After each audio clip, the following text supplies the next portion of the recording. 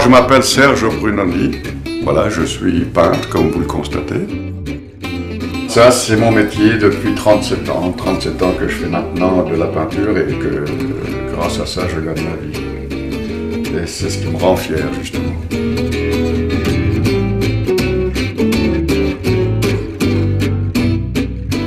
Vous savez, j'entreprends mon tableau un peu comme un puzzle. Je peux aussi bien travailler ici, là, revenir un peu partout, et puis à un moment donné, tout va se fixer. Et à un moment donné, c'est presque un coup de baguette magique. Bingo, le tableau est fait. Alors, il y a une couleur que j'aime bien, c'est le rouge. J'aime bien que mes gens dans le bois aient une tuque rouge et un sac à dos rouge. Voilà. Apparemment que c'est la couleur de l'amitié. Alors, il faut croire qu'il y a des choses que les gens sentent comme ça et connaissent ça d'une façon presque instinctive. Le rouge plaît beaucoup, touche beaucoup de gens.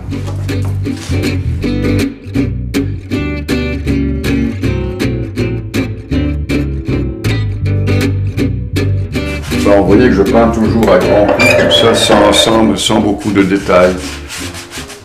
Parce que vous savez que quand l'œil est mis en présence d'un tableau, l'œil lit l'information, renvoie l'information au cerveau, qui lui, en fonction de ce qu'il connaît, de ce qu'on l'a nourri, en fait, décode tout ça, et en l'espace d'un millième de seconde, le contemplateur décide si ce qu'il voit lui ressemble, si ce qu'il voit lui plaît ou ne lui plaît pas, ou lui plaît moins, disons. Et c'est du millième de seconde. Alors je me suis dit, pourquoi faire 1 million de détails qui, dans le fond, ne servent à rien, ou presque à rien. Donc j'essaye de me concentrer sur l'essentiel, sur des symboles, en fait. Et l'œil décode ces symboles, et ensuite, en fonction de ce qu'il est, eh bien, celui qui va... d'une certaine façon, continuer ce que j'ai volontairement oublié de peindre, si vous voulez, avec précision sur la toile. Ce qui fait qu'à ce moment-là, il y a forcément, entre le contemplateur et ce qu'il regarde, une espèce de conversation qui s'installe, une conversation silencieuse, bien entendu. Voilà, c'est comme ça que je vois, en fait, mon travail, ma peinture. Voilà.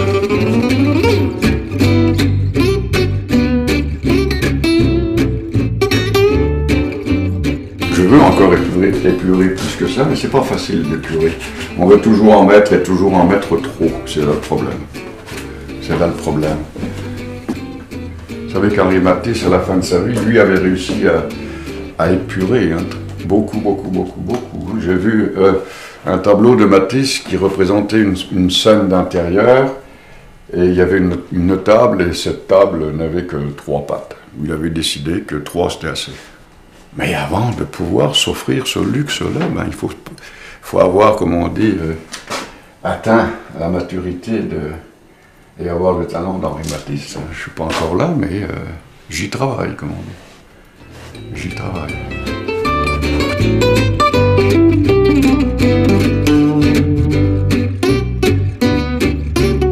On a 1001 questions à se poser quand on commence à faire de la peinture. Hein.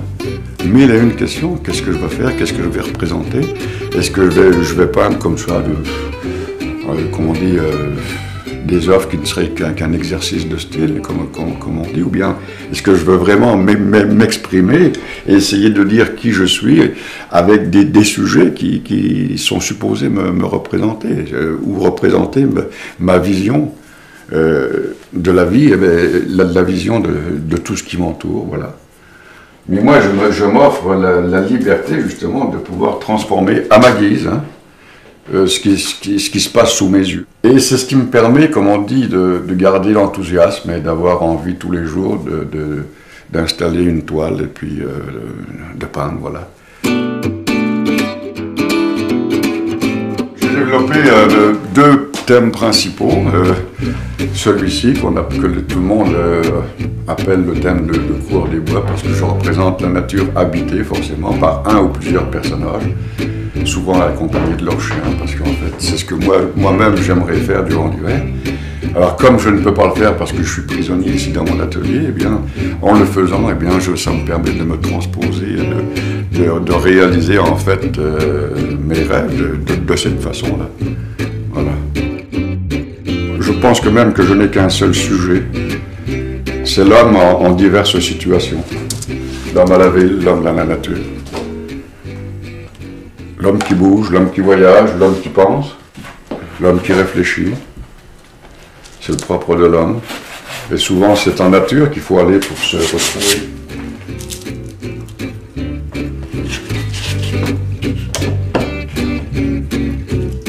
Vous avez remarqué que mon chevalet, on a déjà vu passer pas mal, hein? Et mon chevalet n'est pas tellement vieux.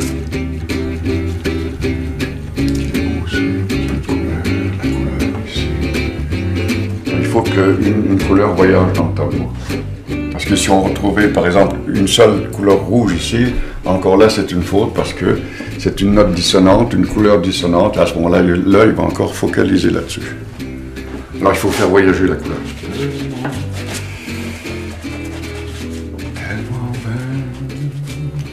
J'essaye de faire comprendre que pour moi, la nature a joué un rôle très important déjà dans ma vie et qu'elle va continuer aussi à jouer un rôle très important. Alors c'est pas gratuit, pas gratuit du tout. Parce que peindre, c'est se raconter, mais c'est quand même délicat. Parce qu'on est obligé de se raconter avec des formes et des couleurs et certains sujets. Et la façon de toucher les gens, c'est d'essayer de raconter le plus simplement possible. Et c'est comme ça qu'il faut continuer à travailler, et à avancer, à être le plus sincère et le plus vrai possible, en fait, c'est ça. C'est ça l'idée. Alors il faut toujours vérifier, faire le tour soi-même et dire, bah là, j'accepte ça, et je décide que c'est terminé. Voilà.